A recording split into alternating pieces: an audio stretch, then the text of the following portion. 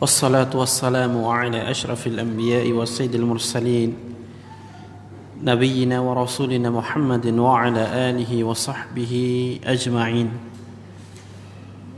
وأشهد أن لا إله إلا الله وحده لا شريك له وأشهد أن محمدا عبده ورسوله أما بعد.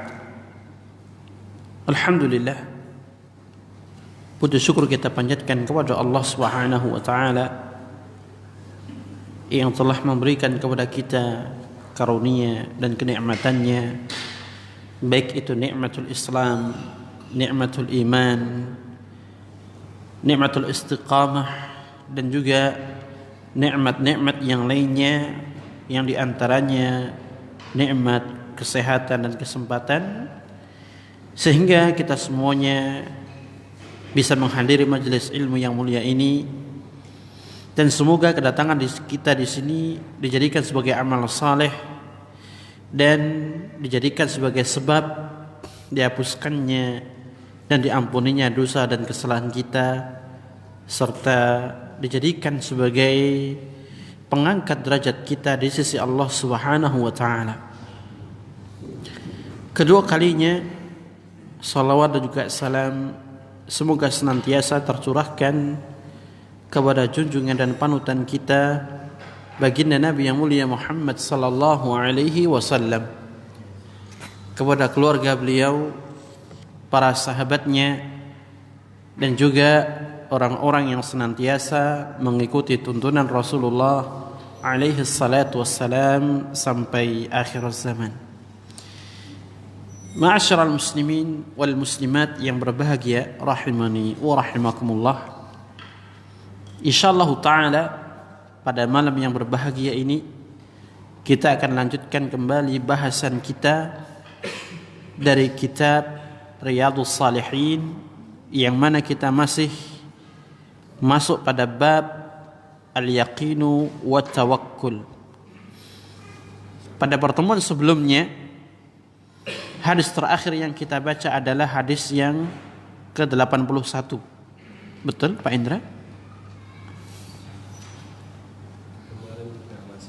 Kemarin tidak masuk. Ya, terakhir 81.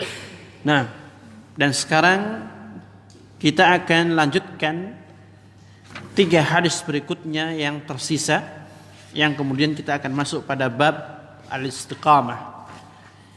Hadis yang ke-82. Dikatakan di sini, an ummul mu'minina Ummi Salamah, dari ibundanya kaum mukminin, yakni Ummu Salamah radhiyallahu taala anha, wasmuha Hindu bintu Abi Umayyah Hudzaifah al-Makhzumiyah. Ummu Salamah yang sering kita dengar namanya, ya, nama aslinya adalah Hindu bintu Abi Umayyah.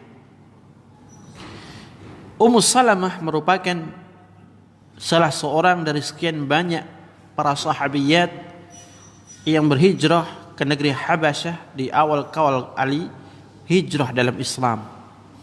Dia berhijrah bersama suaminya Abu Salamah ketika itu. Demikian pula sahabat Uthman ibnu Affan beserta istrinya.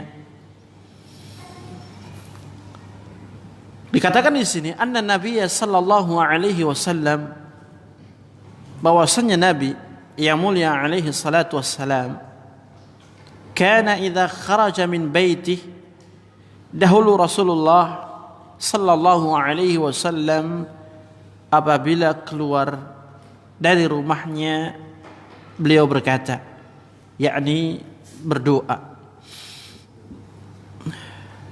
Bismillah tawakkaltu ala Allah, Allahumma inni a'udzu bika an adilla aw udalla aw azilla aw uzalla aw adlima aw udlama au udlama au ajhala au yujhala alayya. Hadis sahih dikeluarkan oleh Al-Imam Abu Dawud dan juga Al-Imam At-Tirmidzi dengan sanad yang sahih, dan Al-Imam Tirmidzi mengatakan hadithun hasanun sahih. Maksud dari ucapan Al-Imam At-Tirmidzi ketika mengatakan hasanun sahih adalah hasanun ditinjau dari riwayat yang lain yang derajatnya hanya sampai pada derajat hasan, sahihun ditinjau dari riwayat yang lain lagi yang derajatnya sampai kepada derajat sihhatul isnad, yaitu sahih. Dan lafaz ini adalah lafaz kepunyaan Abu Dawud dalam kitab sunannya. Rasulullah alaihi salatu wassalam yang menjadi kebiasaan beliau sebagaimana yang dituturkan oleh Ummu Salamah, dan kita mengetahui bahwasannya tidak ada seorang yang lebih mengetahui bagaimana seluk-beluk dalam rumah tangga Rasulullah alaihi salatu wassalam, bagaimana akhlak beliau, tindak tanduknya, kecuali para istrinya. Yang diantaranya adalah Ummu Salamah. Ummu Salamah mengetahui ya bagaimana Rasulullah alaihi salatu wassalam di setiap kali beliau keluar dari rumahnya pasti membaca sebuah doa. Dan doa itulah yang disampaikan dalam riwayat ini. Bismillah, dengan menyebut nama Allah.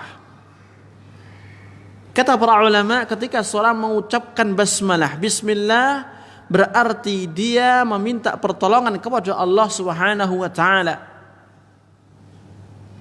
Ketika seorang keluar rumah, pasti dia memiliki berbagai macam pekerjaan, usaha atau perkara yang lainnya yang hendak ia tuntaskan. Dan secara umum bagi kita yang sudah memiliki keluarga, keluar di pagi hari bekerja. Bagi mereka masih sekolah, keluar di pagi hari mencari ilmu. Nah, usaha-usaha inilah yang menjadikan kita semuanya seharusnya selalu meminta pertolongan kepada Allah Subhanahu wa taala. Demikian pula dikatakan ketika seorang mengucapkan basmalah bismillah, dia mencari keberkahan dari Allah Azza wa Jal dengan memulai pekerjaan itu dengan menyebut nama Allah Subhanahu wa taala. Makanya di setiap awal kita melakukan sesuatu, disunahkan oleh Rasulullah alaihi salatu wassalam untuk mengucapkan bismillah. Ketika kita hendak menulis, Nabi mencontohkan bismillahirrahmanirrahim. Ketika kita hendak makan, Nabi mengucapkan bismillah. Ketika kita masuk masjid pun disunahkan membaca bismillah. Ketika kita keluar rumah dan yang lainnya pun juga dianjurkan untuk mengucapkan bismillah. Sampai dalam masalah urusan yang notabene tanda kutip seorang membuang hajatnya pun ketika mau masuk kamar mandi diajarkan oleh Nabi untuk mengucapkan bismillah. Oleh karena itu kehidupan seorang muslim kita katakan tidak bisa terlepas dari pertolongan Allah Subhanahu wa taala. Apapun yang kita lakukan tidak bisa terlepas dari pertolongan Allah Azza wa Jalla. Apakah di dalam kita mencari kehidupan dunia, beraktivitas, mencari berbagai macam rezeki yang Allah tentukan bagi kita, ataukah di setiap kali kita beribadah kepadanya Jalla wa Ala, pasti kita butuh akan pertolongan Allah Subhanahu wa taala. Dan itulah yang Allah isyaratkan di dalam surat Al-Fatihah.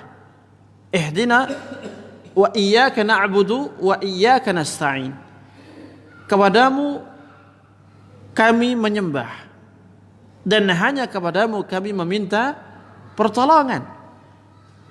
Allah Subhanahu wa taala menyebutkan pada akhir ayat itu al-isti'anah, meminta pertolongan, yang notabene adalah ibadah setelah penyebutan ibadah secara umum.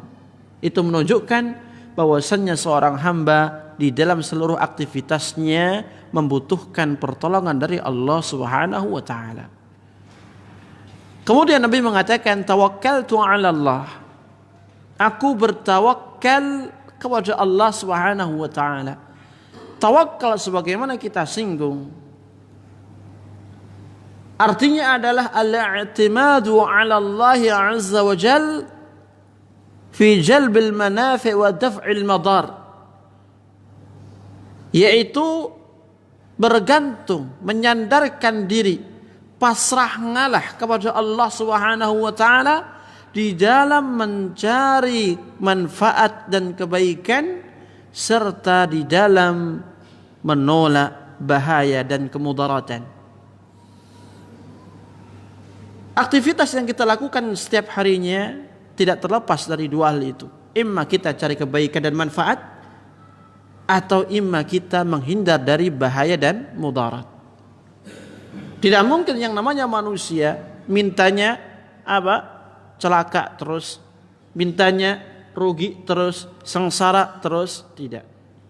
Manusia lebih cenderung untuk menginginkan semua kebaikan. Apakah itu sifatnya positif dari sisi agama maupun positif dari sisi dunia. Nah, di dalam mencari ini semuanya kebaikan atau manfaat, demikian pula di dalam menolak bahaya maupun mudarat, maka dia harus menyandarkan dirinya kepada Allah Azza wa Jalla. Jika demikian, maka dia adalah hamba yang bertawakal kepada Allah. Beda halnya tatkala kita menyandarkan hati, jiwa dan raga kita kepada selain Allah Subhanahu wa taala, kepada hal apapun itu. Apakah kita tawakalnya kepada benda yang barangkali diyakini membawa keberuntungan? Atau mungkin kita menyandarkan diri dengan sebuah pusaka yang diyakini bisa menghindarkan dari mara bahaya? Maka jika demikian kita terjatuh dalam jurang kesyirikan. Karena sesungguhnya tawakal adalah ibadah, sebagaimana permintaan tolong kita kepada Allah Azza wa Jalla. Jika kita bertawakal kepada selain Allah, berarti kita telah menduakan Allah dalam masalah ibadah. Faman sarafa syai'an min ibadatillah fahuwa musyrikun. Orang yang memalingkan sebuah ibadah ya kepada selain Allah Subhanahu wa taala, maka dia termasuk orang yang melakukan kesyirikan kepadanya. Bal wa huwa kafirun. Bahkan dia termasuk golongan orang yang kufur kepada Allah Azza wa Jalla. Dan inilah hukum secara umum yang disampaikan oleh para ulama kita.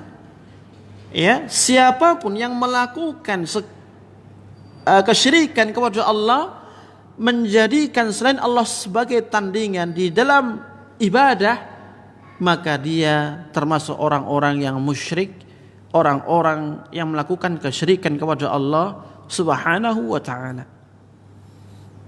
Wa annal masajida lillah fala tad'u ma'allahi ahada. Allahumma inni a'udzu bika an adilla aw udalla.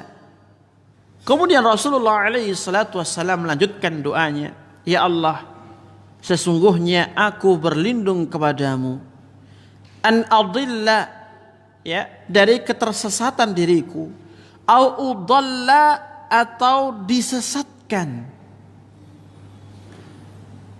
Rasulullah sallallahu alaihi wasallam kita mengetahui dia adalah nabi dan rasul Allah Azza wa Jalla. Dia adalah seorang yang terbaik yang ada di jagat raya ini. Bahkan seluruh umat manusia yang terbaik hanyalah beliau sallallahu alaihi wasallam, yang diampuni dosa dan kesalahannya, yang dijamin masuk surga oleh Allah Azza wa Jalla. Walaupun demikian, Nabi pun tetap berdoa kepada Allah, minta perlindungan kepadanya dari ketersesatan, baik ia tersesat dengan sendirinya atau disesatkan. Apabila Nabi yang mulia alaihi salatu wassalam selalu meminta hal ini kepada Allah di setiap kali beliau keluar dari rumahnya, maka min babi aula kita sebagai umatnya yang hati kita mudah berubah, yang hati kita mudah terkena virus syahwat maupun syubhat. Dan manusia ma'asyiral muslimin, sesuatu yang digandrungi dan disukai, yang sesuai dengan tabiatnya adalah perkara-perkara yang dicintai oleh hawa nafsu dia. Dan kebanyakan perkara yang dicintai oleh hawa nafsu dia itu arahnya menyesatkan.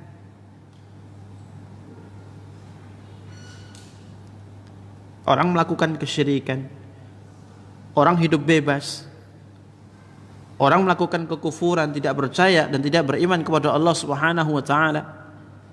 Orang melakukan perzinaan, orang melakukan perjudian, yang itu semuanya sangat digandrungi oleh jiwa dan hawa nafsu manusia. Jika kita sebagai manusia mengikuti terus selangkah demi selangkah apa yang disukai oleh hawa nafsu ini, niscaya kita akan tersesat sedikit demi sedikit.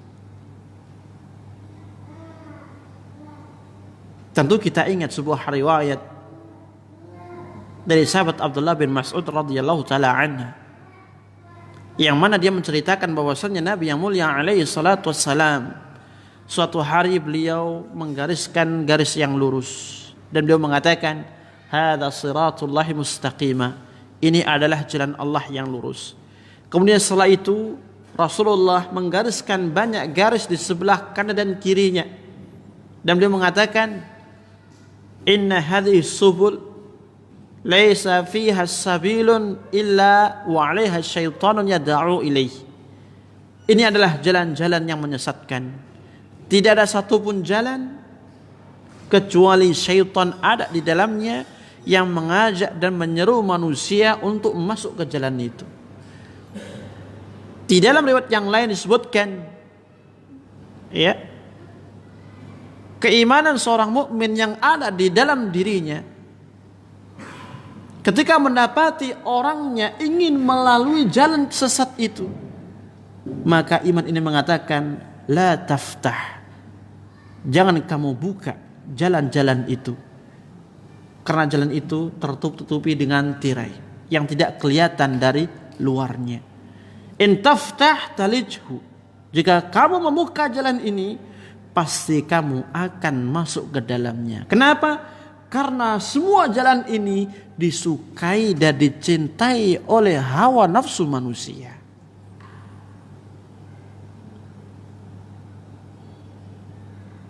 Ketika kita keluar dari rumah, khususnya di zaman kita sekarang, sedikit banyak, bahkan lebih banyaknya, kita melihat pemandangan yang diharamkan oleh Allah Subhanahu wa taala. Dari berbagai macam terbukanya aurat wanita. Belum yang lainnya. Demikian pula berapa banyak tontonan atau mungkin iklan atau mungkin berbagai macam berita-berita yang diantaranya tujuannya untuk menyesatkan kaum muslimin. Apabila kita tidak berdoa dan terus berdoa kepada Allah Subhanahu wa taala agar dilindungi dari ketersesatan ini, maka sangat amat mungkin kita terjatuh di dalam kesesatan. Hati sering berbolak-balik, dan hati itu lemah ketika jauh dari Allah Subhanahu wa taala. Hati itu akan lemah ketika jauh dari firman-firman Allah Azza wa Jalla. Hati ini akan semakin mati ketika dia jauh di dalam beribadah kepada Allah Subhanahu wa taala. Jika demikian, hati tidak terawat, pandangan kemana-mana, pendengaran ya suka mendengar sesuatu yang Allah haramkan. Apalagi pada zaman sekarang ini berbagai macam bentuk musik, entah dikatakan islami atau bukan islami, yang semuanya digandrungi oleh manusia. Maka ini semuanya merupakan salah satu langkah dari sekian banyak langkah untuk menyesatkan kita semua. Siapa itu? Syaitan.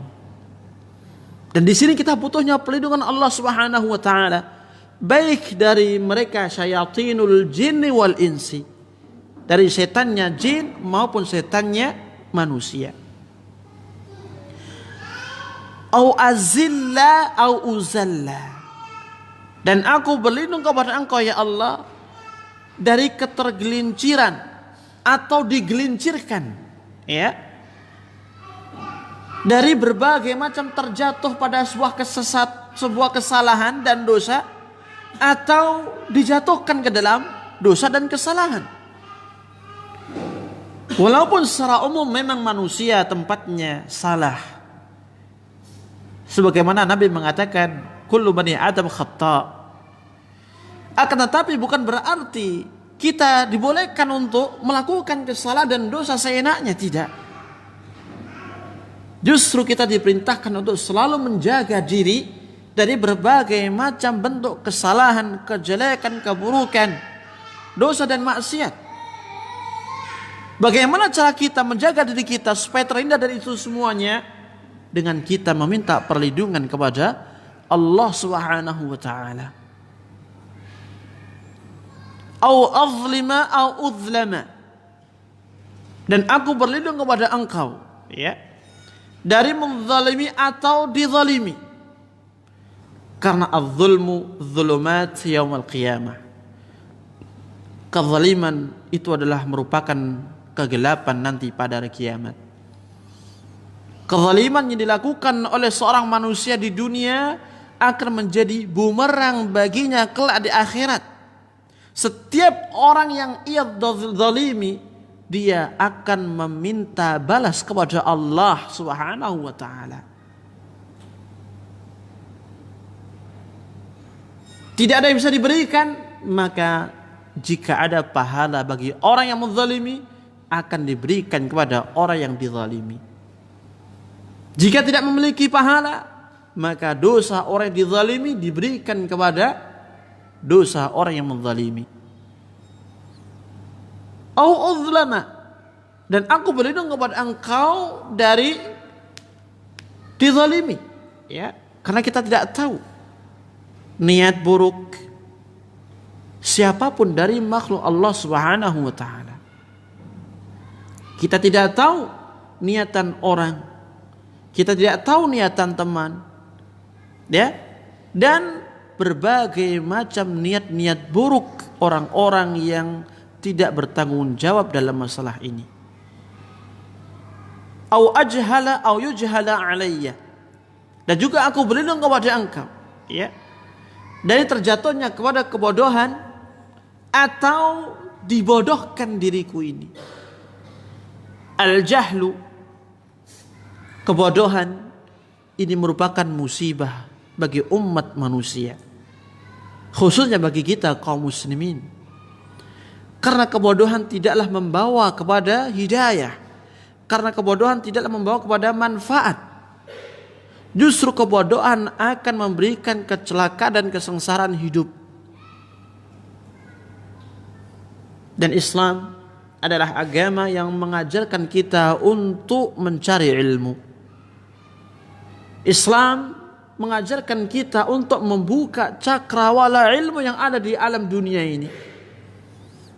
Sebagian para mufassir ketika menafsirkan surat Al-Alaq, Iqra, bacalah, mereka mengatakan yang dimaksud dengan ayat yang mulia ini adalah perintah kepada seluruh manusia untuk memaksimalkan akal pikiran mereka di dalam membaca seluruh alam raya ini agar mereka sampai kepada tujuan yang benar.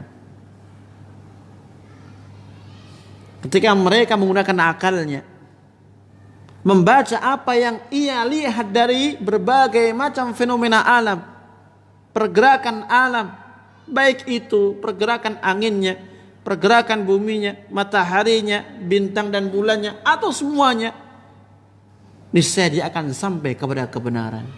Kebenaran akan keesaan Allah Subhanahu wa taala. Kebenaran bahwasanya Allah adalah satu-satunya zat yang menciptakan dan yang menjalankan ini semuanya. Jadi inilah doa yang diajarkan Nabi kita yang mulia alaihi salatu wassalam kepada umatnya, khususnya kepada kita semuanya kaum muslimin ketika kita hendak keluar dari rumah kita. Bismillah, tawakkaltu ala Allah, Allahumma inni a'udzu bika an adilla aw udalla aw azilla aw uzalla aw adlima aw udlama aw ajhala aw yujhala alayya. Di antara faedah hadis yang bisa kita ambil dari hadis di atas, hadisnya Ummu Salamah radhiyallahu taala anha, adalah disunahkannya seorang muslim untuk mengucapkan doa tersebut setiap kali dia keluar dari rumahnya. Karena yang menunjukkan bentuk tauhid hamba itu kepada Allah dengan meminta pertolongan dan bertawakal kepadanya.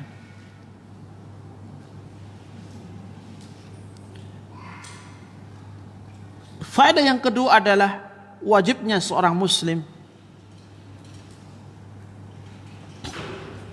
bertawakal kepada Allah di dalam segala urusannya.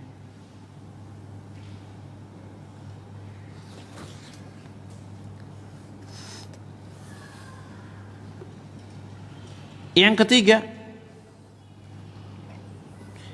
seyogyanya sebagai seorang muslim untuk selalu berlindung kepada Allah dari kesesatan, dari kebodohan, dari kezaliman, dari kesalahan, kejelekan dan keburukan, serta dari penyimpangan dari jalan Allah yang lurus. Sebagaimana Nabi mengatakan, Allahumma inni a'udzubika an adilla aw udalla aw azilla aw uzalla aw adlima aw udlama aw ajhala aw yujhala alayya.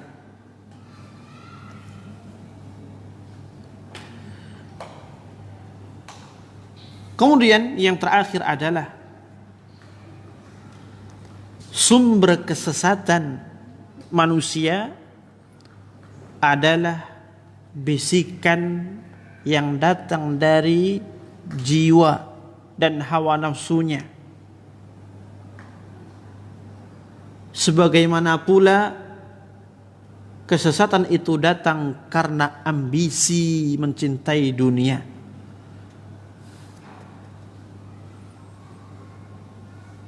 Orang yang mencintai dunia dan berambisi untuk selalu mendapatkan dunia, maka amat sangat jarang kita jumpai mereka di atas kebenaran.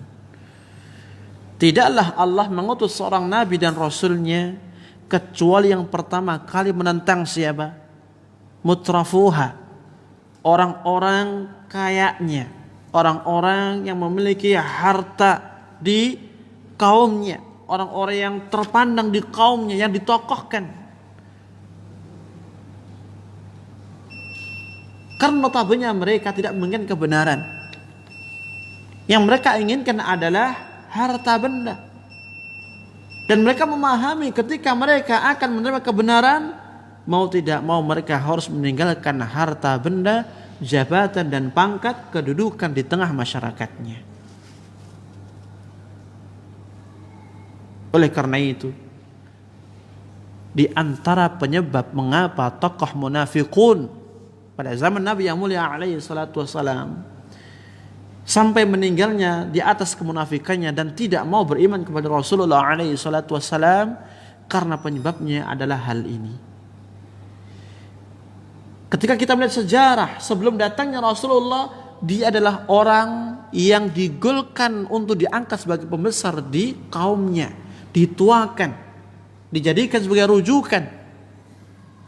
Ya, akan tapi ketika Rasulullah sudah nyampe ke kota Madinah, mereka orang-orang Ansar pun beralih kepada Rasulullah sallallahu alaihi wasallam. Tadi sudah masuk waktu? Belum kan? Sekarang kita masuk hadis berikutnya, nomor 83. Hadis ini berasal dan diriwayatkan oleh sahabat yang mulia Anas bin Malik radhiyallahu taala an. Dia mengatakan Rasulullah sallallahu alaihi wasallam bersabda, "Man qala yani idza kharaja min baitihi bismillah tawakkaltu 'ala Allah wala haula wala quwwata illa billah yuqalu lahu hudita wa kufita wa wuqita wa tanahha anhu syaitan." Rasulullah sallallahu alaihi wasallam mengatakan dalam hadis tersebut yang dikeluarkan oleh Al-Imam Abu Dawud dan juga Al-Imam At-Tirmidzi, dan derajat hadis ini sebagian mengatakan hasan dan sebagian yang lain mengatakan sahih.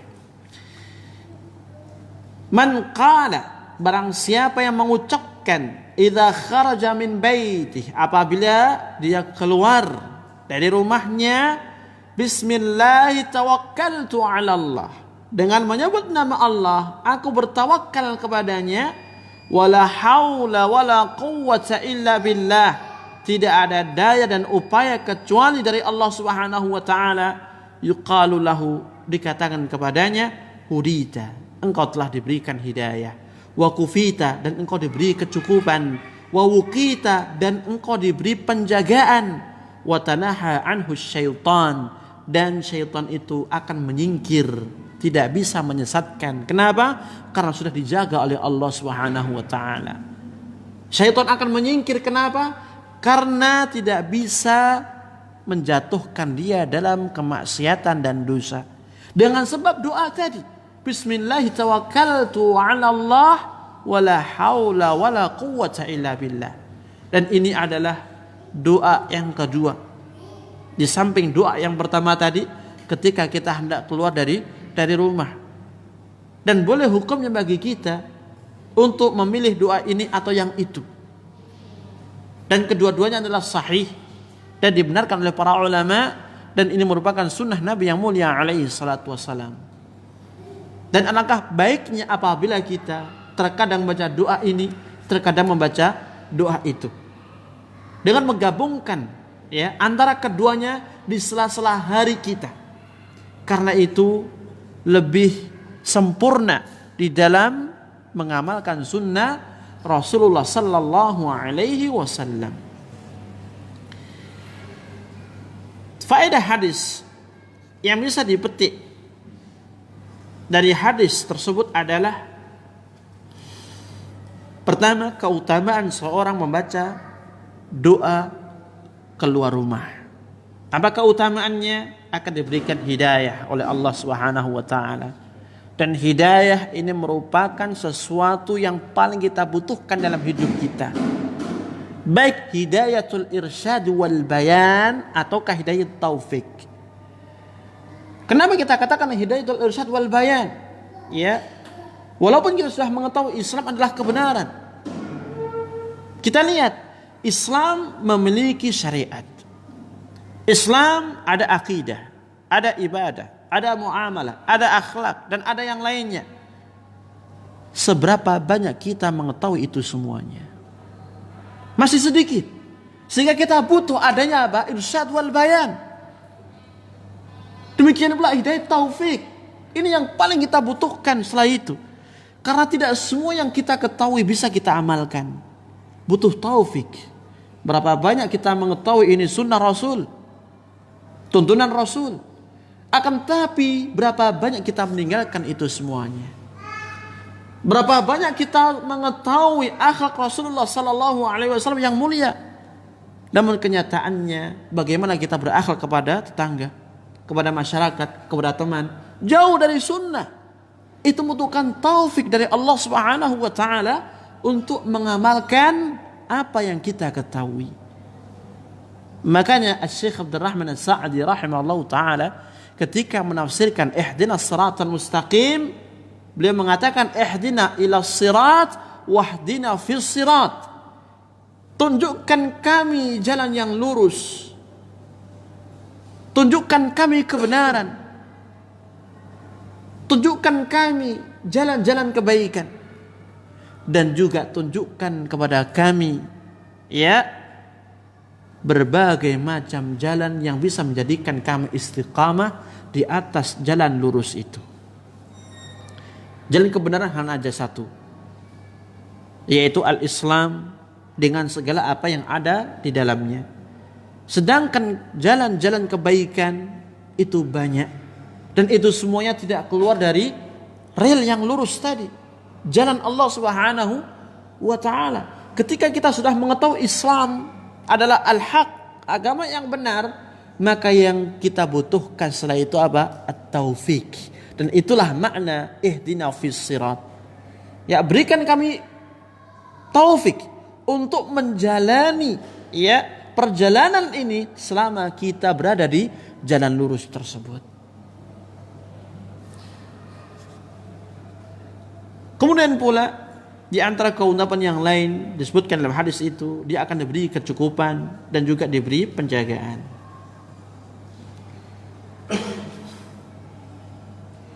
Kemudian yang kedua, pengakuan seorang hamba akan ketidakberdayaannya tanpa pertolongan Allah Subhanahu wa taala. La haula wala quwwata illa billah. Dan ini menunjukkan bahwasanya kita adalah lemah. Manusia adalah makhluk yang lemah. Tanpa ada pertolongan dari Allah, mustahil dia akan bisa seperti ini. Kemudian berikutnya, yang ketiga, perhatian Allah dan penjagaannya kepada hamba yang beriman dari godaan syaitan. Allah akan menjaga hamba itu jika mereka mengikuti apa yang Allah perintahkan. Yang diantaranya adalah berzikir kepada Allah Azza wa Jal. Yang diantara macam zikir itu berdoa ketika keluar rumah. Seberapa jauh dan dalam kita di dalam beribadah dan berzikir kepada Allah, maka sekuat itu pula lah penjagaan Allah bagi kita. Ketika kita jarang berinteraksi dengan Allah Subhanahu wa taala, jarang beribadah, jarang baca Quran, maka amat sangat mudah tembok yang tipis ini dijebol oleh syaitan untuk menyesatkan kita. Makanya tidak jarang kita melihat mereka orang yang baru kenal sunnah kemudian mundur ke belakang meninggalkan sunnah demi sesuatu yang diinginkan oleh hawa nafsu. Mengapa? Karena ketika di atas sunnah dia tidak mau menjaga hidayah itu dan nikmat tersebut.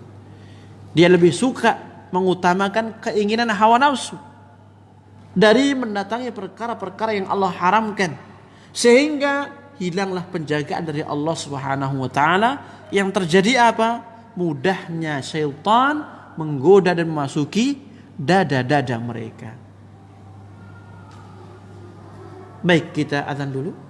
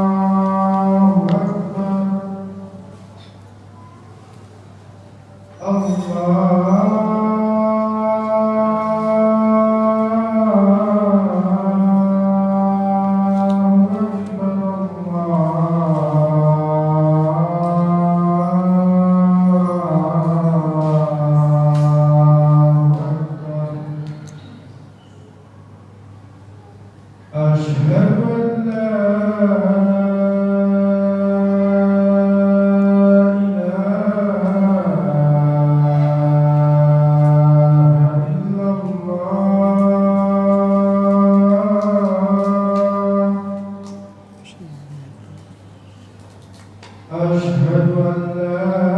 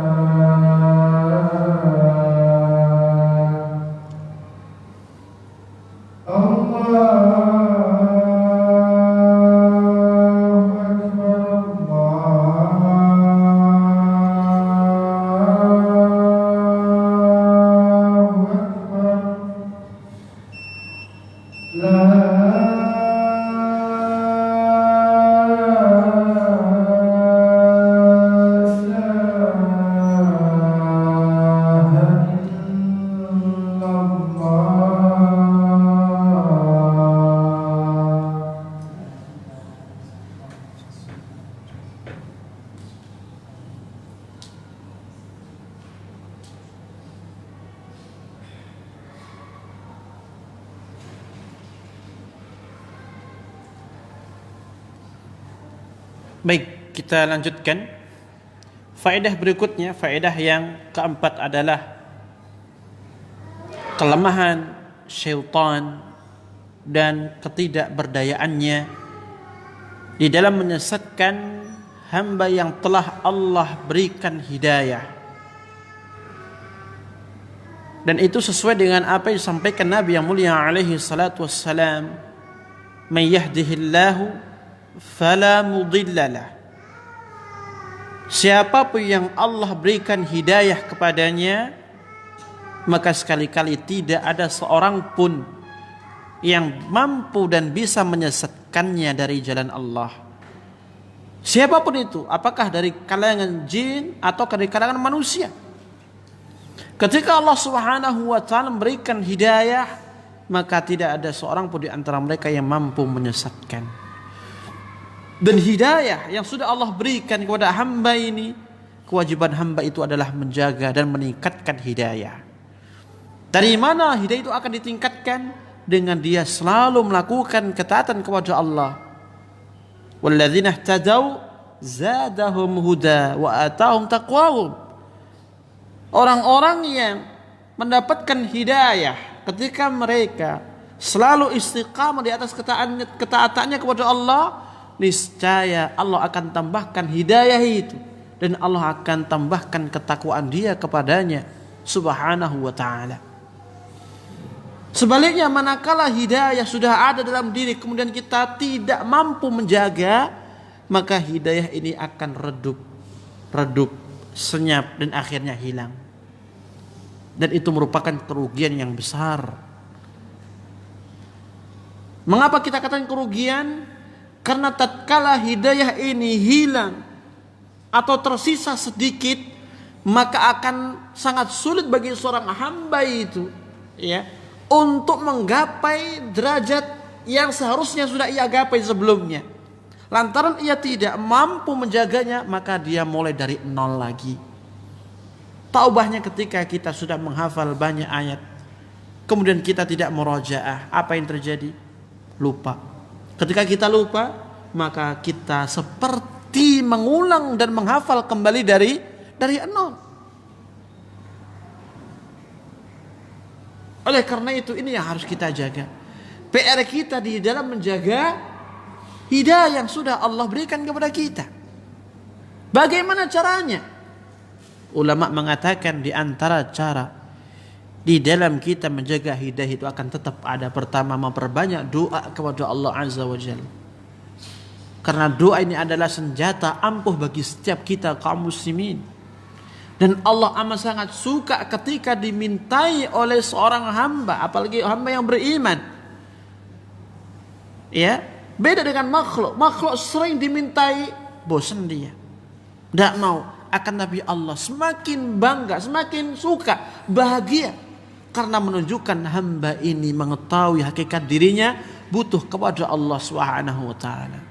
Yang kedua, dengan kita selalu berinteraksi dengan Al-Qur'an, membaca Al-Quran, memahami Al-Quran dan mengamalkannya. Mengapa harus Al-Quran? Karena Al-Quran adalah pedoman bagi kita, hudan linnas wa bayyinatin minal huda wal furqan. Kemudian yang ketiga, dengan kita berteman dengan orang-orang yang saleh, orang-orang yang baik.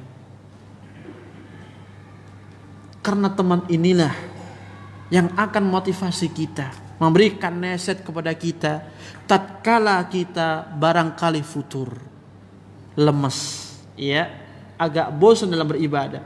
Dengan adanya teman ini kita kembali terdongkrak motivasinya, kembali semangat di dalam beribadah kepada Allah Subhanahu wa taala.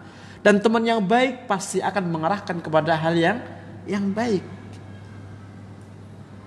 Kemudian yang keempat adalah kita menjauhkan diri dari berbagai macam tempat-tempat yang menimbulkan fitnah dan dari berbagai macam perkara yang bisa menyeret hati kita terkena syubhat.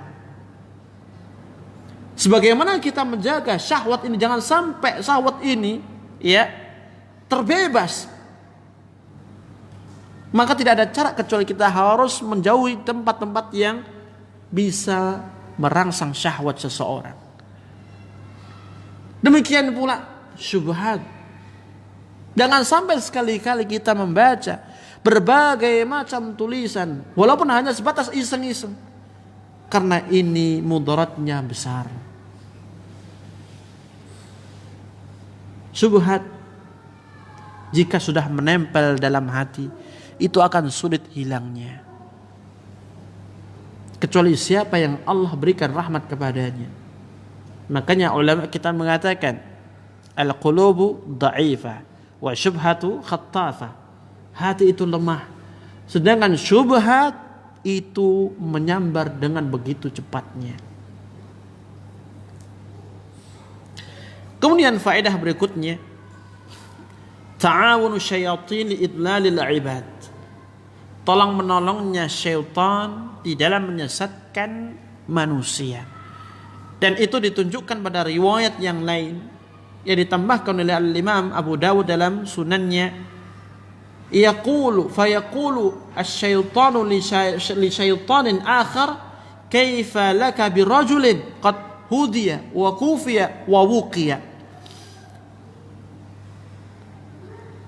Ketika syaitan ini dia menyingkir dari hamba yang membaca doa tadi, setelah Allah berikan penjagaan, berikan hidayah dan Allah cukupi, maka dia mengatakan kepada temannya, bagaimana bisa kamu menyesatkan hamba yang sudah Allah beri penjagaan? Bagaimana bisa kamu menyesatkan hamba yang sudah diberi kecukupan oleh Allah Subhanahu wa taala? Bagaimana bisa kamu menyesatkan hamba yang sudah diberikan hidayah. Dan ini menunjukkan antara satu dengan yang lain, bahu-membahu, tolong-menolong untuk menyesatkan manusia. Dan itulah tujuan mereka hidup. Tujuan hidup mereka ya seperti yang dicetuskan oleh bapak mereka. Siapa? Iblis. La ughwiyannahum ajma'in. Pasti benar-benar aku akan sesatkan mereka semuanya.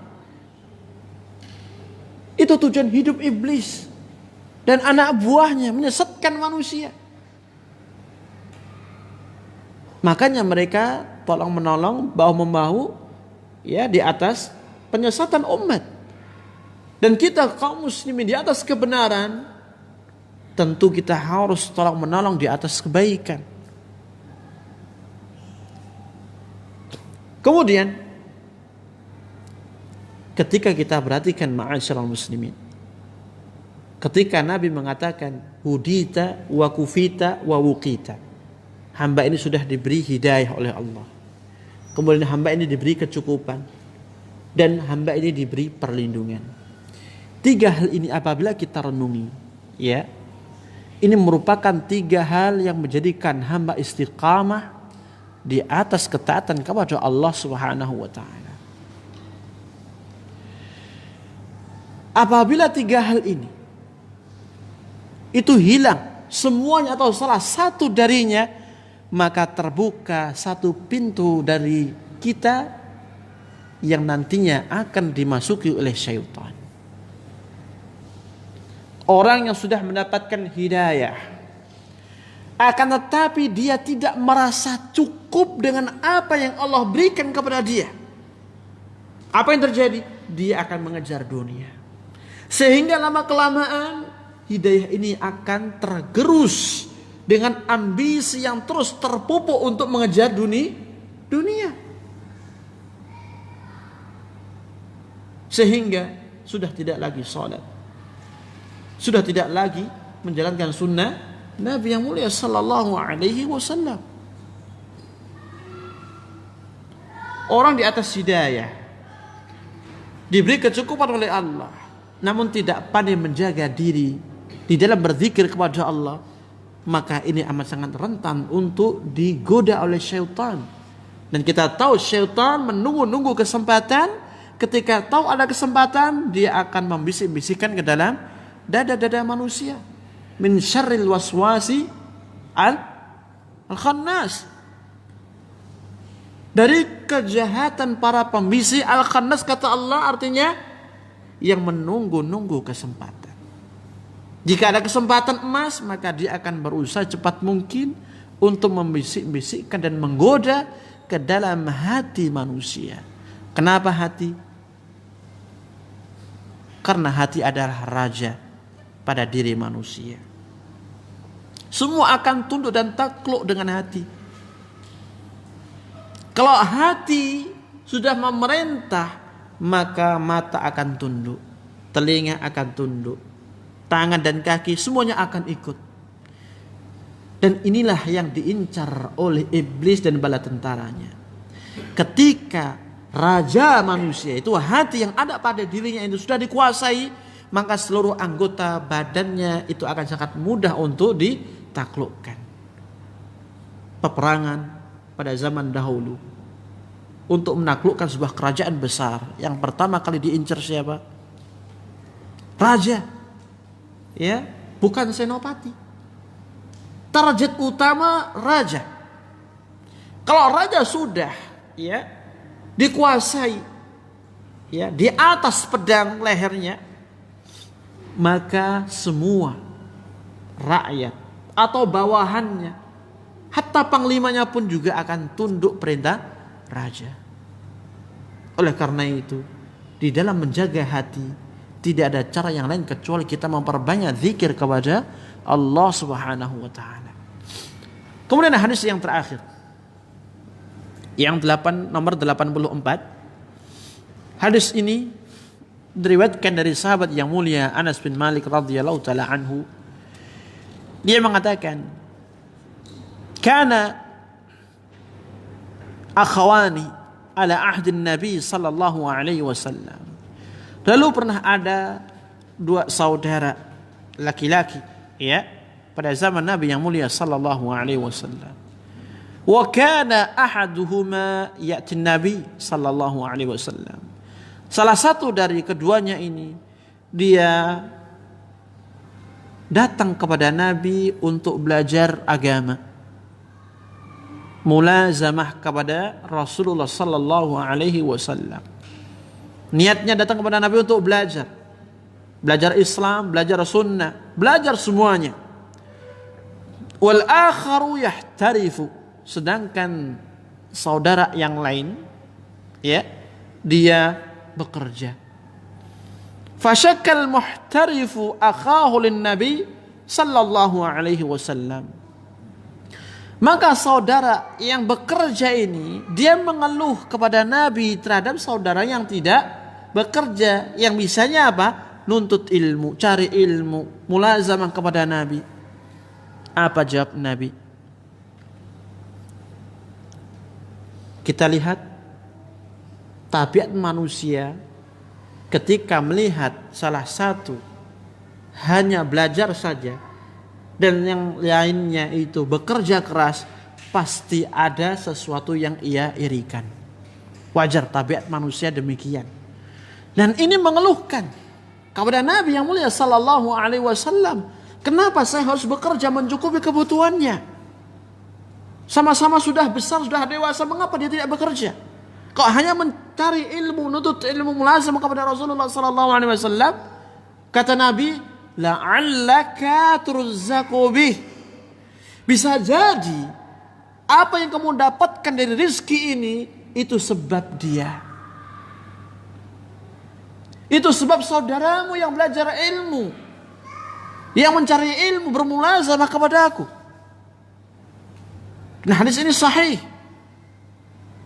Ini menunjukkan kepada kita, ma'asyiral muslimin, bahwa orang yang belajar ilmu, menuntut ilmu agama, pasti akan ditanggung rezekinya oleh Allah Subhanahu wa taala. Sebagaimana orang yang membiayai entah itu saudaranya, anaknya, tetangganya atau yang lainnya untuk belajar agama, Allah akan tambahkan rizki dia. Dan itu adalah janji Allah Subhanahu wa taala. La'allaka turzaqu bi, kata Nabi. Bisa jadi yang kamu dapatkan selama ini, rizki yang kamu peroleh dari usahamu itu dengan sebab saudaramu yang belajar agama ini.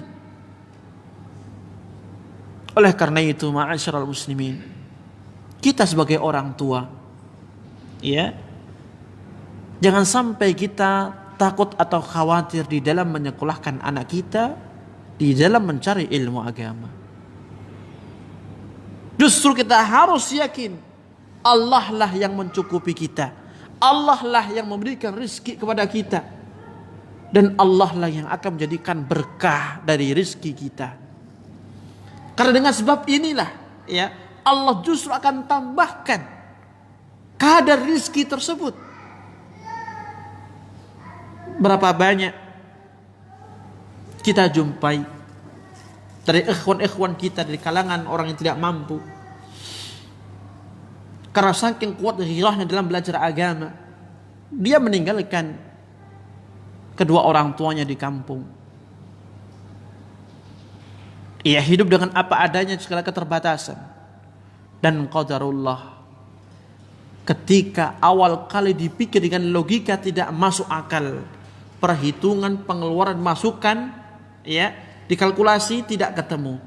Namun kenyataannya sampai dia selesai kuliah agama, yang ia dapatkan dari rizki, jadi orang tuanya, jauh lebih cukup dibandingkan tatkala belum belajar agama.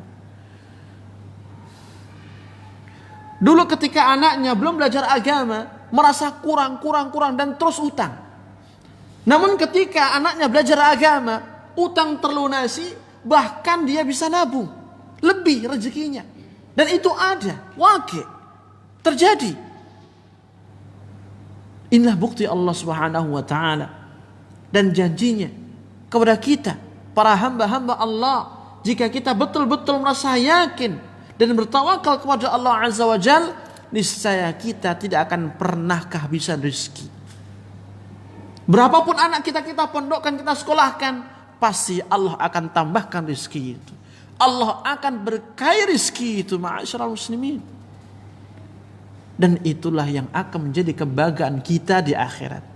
Anak-anak yang saleh, anak-anak yang salehah, yang menjadi jerih payah kita. Dan itu nanti akan dibalas oleh Allah dengan pahala yang tiada taranya. Di antara faedah hadis yang bisa diambil dari hadis Anas bin Malik di atas adalah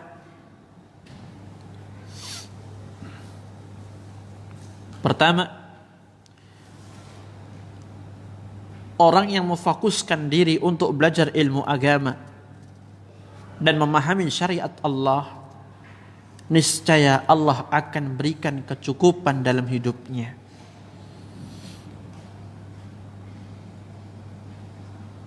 Sebagaimana Allah tambahkan kecukupan bagi orang yang menafkainya.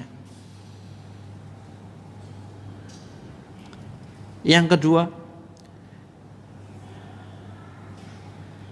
anjuran untuk membantu para ahli ilmu dan para santri di dalam belajar agama, khususnya bagi mereka orang-orang yang punya kelebihan harta, maka mereka sangat dianjurkan untuk membantu tulabul ilmi, penuntut ilmu agama, demikian pula ahli ilmunya.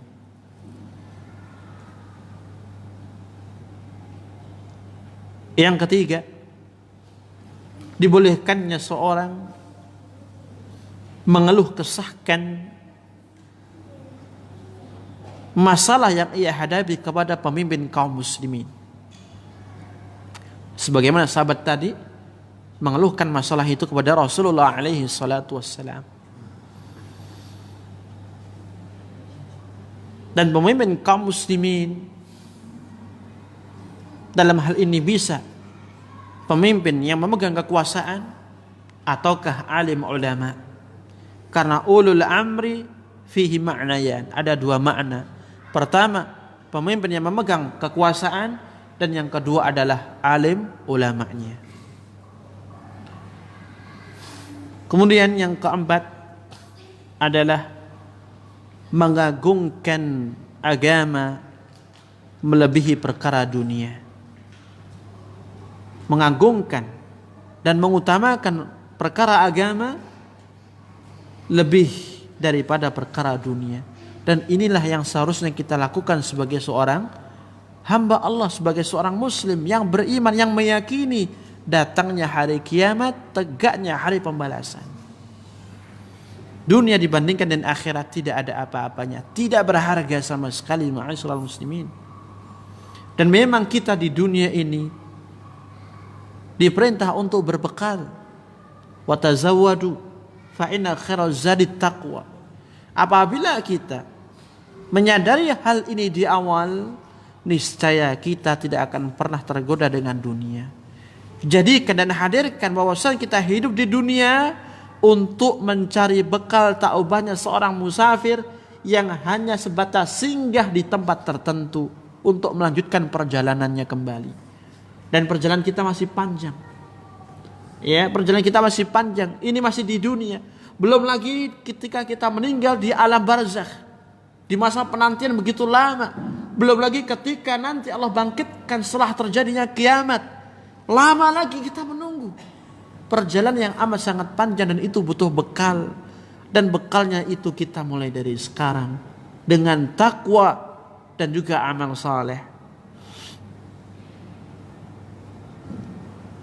Kemudian faedah yang terakhir, seyogyanya bagi seorang penuntut ilmu untuk berusaha mandiri dengan kedua tangannya di dalam mencari rezeki yang Allah tetapkan untuknya dan tidak menggantungkan kepada orang yang lain.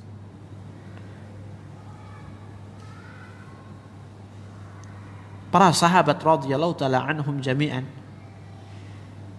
Demikian pula para ulama setelah mereka.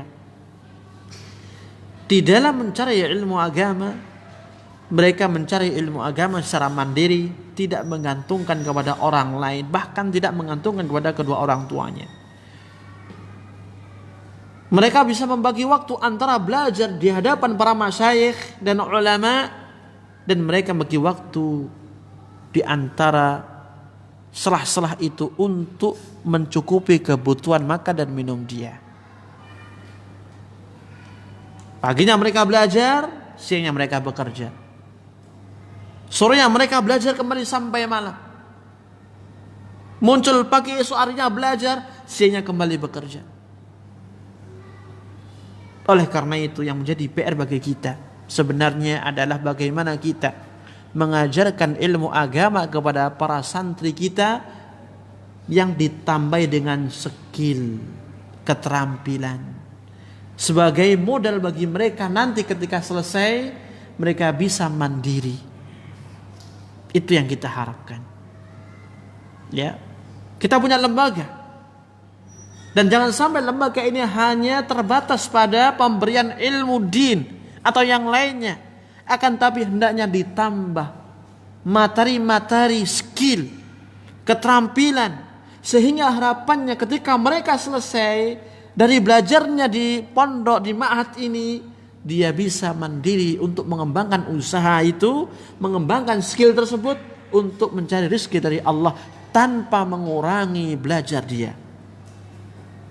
Dan ini masih jarang pada zaman kita sekarang ini.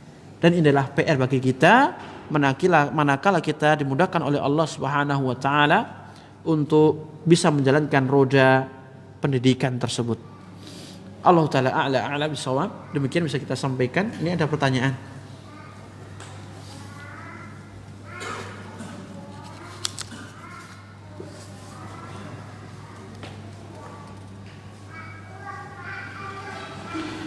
Baik, kita akan jawab secara singkat. Jika kita lupa membaca doa ketika keluar rumah, kemudian kita ingat ketika sampai di tengah jalan, apakah masih berlaku, yakni boleh membaca doa yang disebutkan? Boleh hukumnya. Ya. Yang dimaksudkan dari hadis yang disampaikan tadi adalah ketika keluar rumah. Dan Nabi yang mulia sallallahu alaihi wasallam membaca itu di awal keluarnya. Ya. Dan ini maknanya apa? Walaupun kita berada di pertengahan keluar, ya, sudah di jalan, kemudian kita ingat, maka tidak mengapa bagi kita untuk membaca doa tersebut. Walaupun secara afdal bagi kita mengawalkan doa itu ketika kita keluar rumah.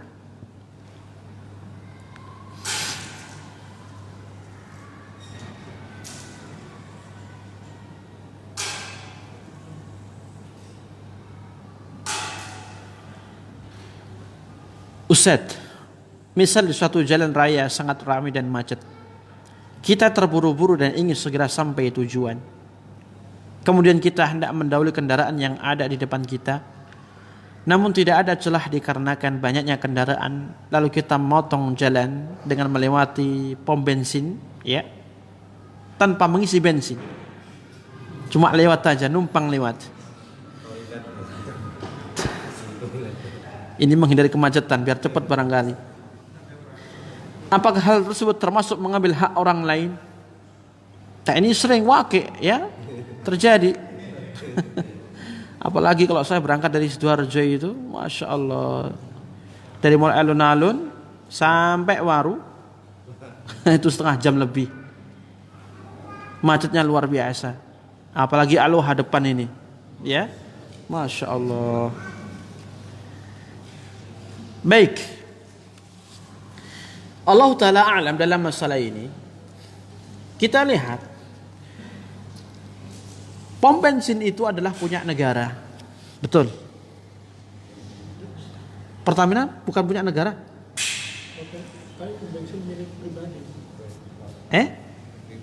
Beda, bukan punya negara.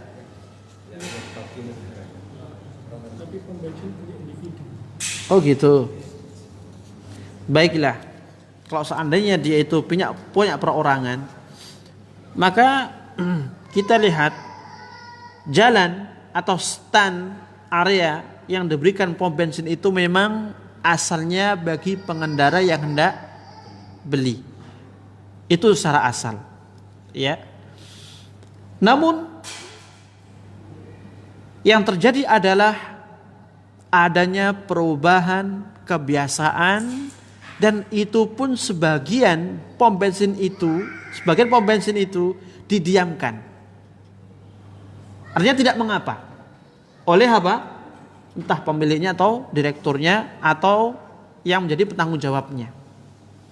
Jika demikian, dalam bahasa yang lain, jika tidak ada plang tidak boleh lewat, ya, maka tidak boleh bagi kita untuk lewat.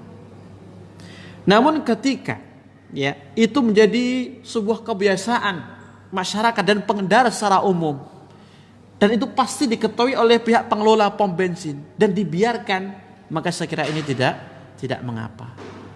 Allahu taala a'lam bishawab. Kenapa? Kalau begitu tidak boleh, karena ada apa? Plangnya tadi. Ya, yang boleh itu jika tidak ada apa-apanya dan didiamkan, sehingga itu menjadi kebiasaan pengendara, itu tidak mengapa. Kalau dikatakan bukan jalan umum, berarti ya tidak boleh, maka harus sabar dengan macet.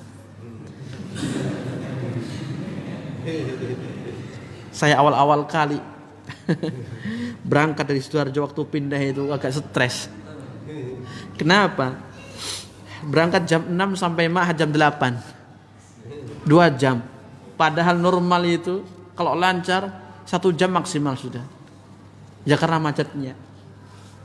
Kalau pagi masih lumayan enak lah, gak panas. Kalau siang terkadang, ya apalagi kalau sore akhir pekan, ya berangkat jam 4 nyampe rumah jam 8. Ya itu resiko, gak apa-apa wis.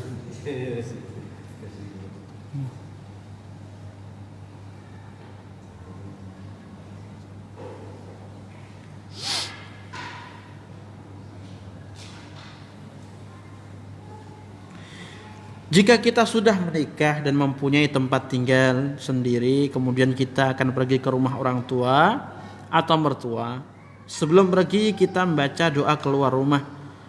Kemudian kita sampai tujuan, yaitu sampai ke rumah orang tua. Lalu kita akan pulang. Apakah kita tetap dianjurkan membaca doa keluar rumah atau dicukupkan dengan doa yang pertama keluar rumah? Tapi kita katakan setiap kali kita keluar rumah, dan itu terlepas rumah siapapun, maka kita disunahkan tetap membaca doa tersebut.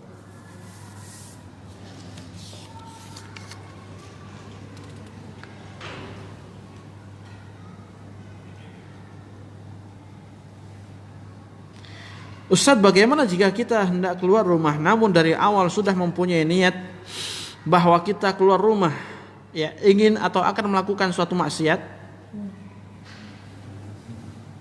Apa kita tetap dianjurkan baca doa yang telah Ustaz sebutkan tadi?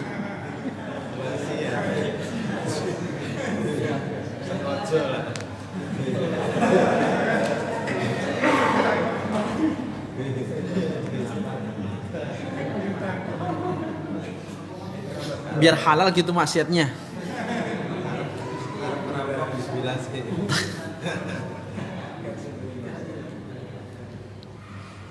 Allahu a'lam dalam masalah ini.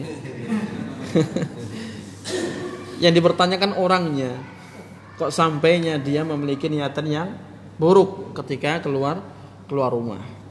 Namun kita katakan walaupun seorang memiliki niatan ya untuk melakukan sesuatu yang jelek dan buruk, maka sebenarnya tidak mengapa pula dalam kasus ini seorang tetap membaca doa keluar rumah. Siapa tahu di tengah jalan Allah selamatkan dia.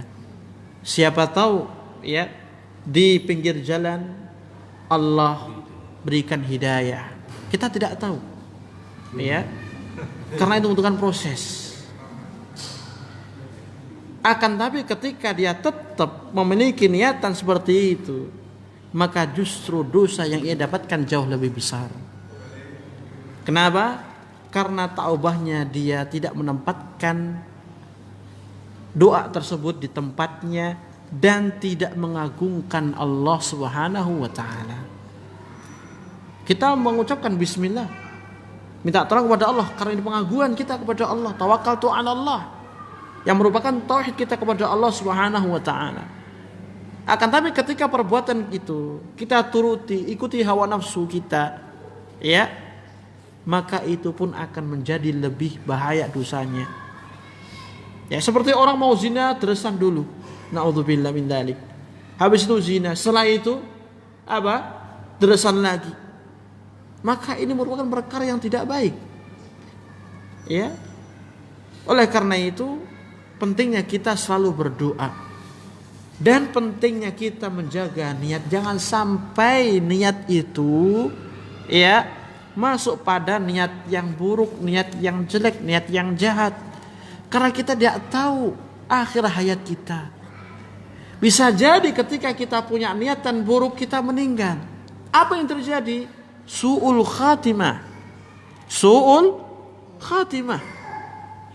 Ya, oleh karena itu hati ini adalah perkara yang lebih banyak dan harus kita perhatikan daripada yang lain.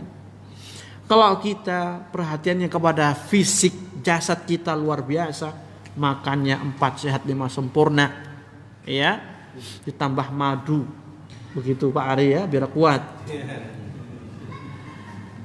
Sakit dikit langsung ke dokter, pagi olahraga jalan santai, sore pun sepedaan dan lain sebagainya. Perhatiannya kepada fisik luar biasa, namun terkadang kita lalai. Hati ini justru membutuhkan perhatian yang lebih.